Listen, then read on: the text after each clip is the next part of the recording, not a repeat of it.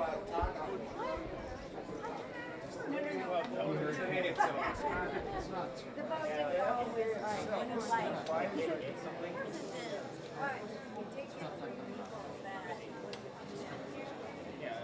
even their votes would only been 6.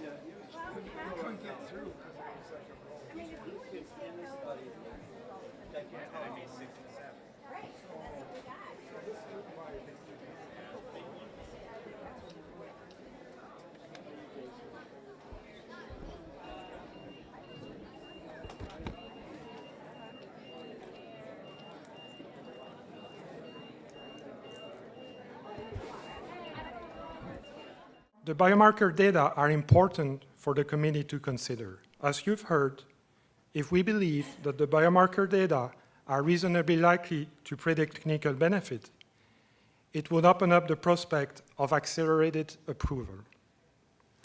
There are two parts to this question.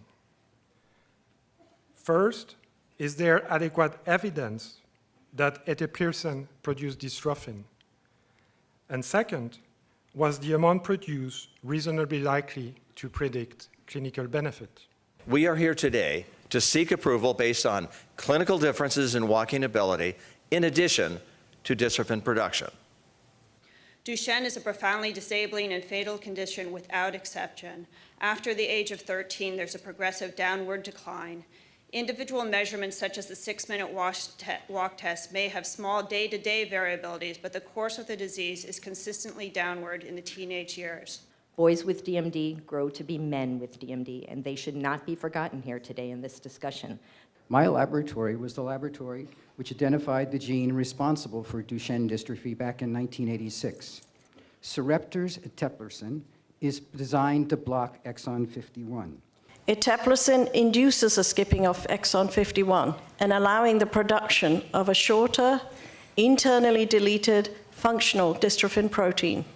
We pioneered PMOs for exon skipping and developed the eteplirsen sequence licensed to Sarepta. The dystrophin Western blot data presented by Sarepta demonstrates greater scientific rigor than is evident in any other published reports I have studied. In fact, our studies indicate that any dystrophin expression has a beneficial effect on overall muscle function and physiology. For me, the best evidence was their Western blots, which showed 0.9%. We never see 0.9% in patient biopsy samples. Given the level and distribution of induced dystrophin being observed, it's reasonable to expect that some positive fibers express as much as 5 to 12% of normal dystrophin. I believe these dystrophin fibers are driving the clinical effect.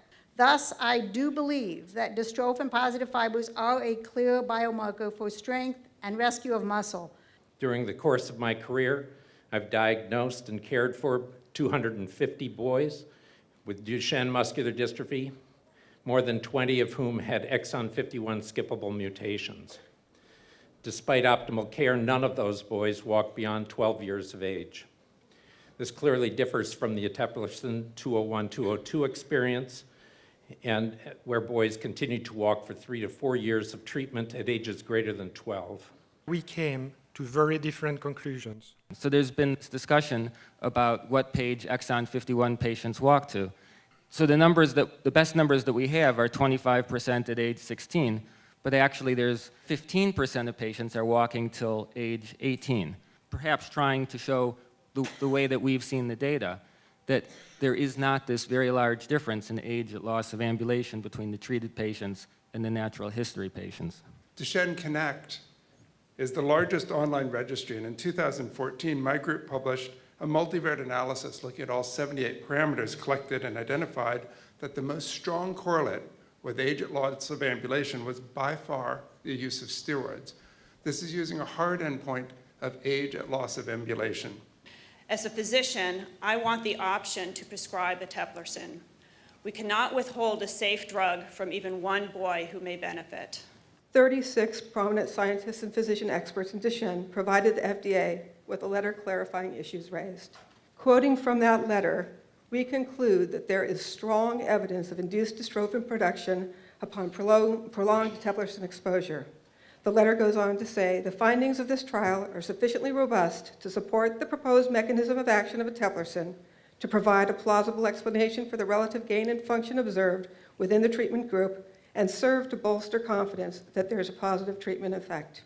And while not a cure, the data indicates that the drug could slow disease progression.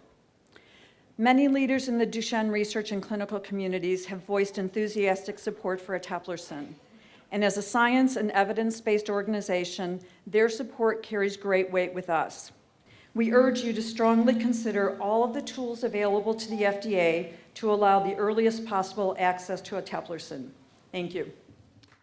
In the FDA Safety and Innovation Act of 2012, Congress instantiated in statute our accelerated approval regulations, and in doing so urged FDA to apply accelerated approval more broadly, particularly in rare diseases, while maintaining our standards.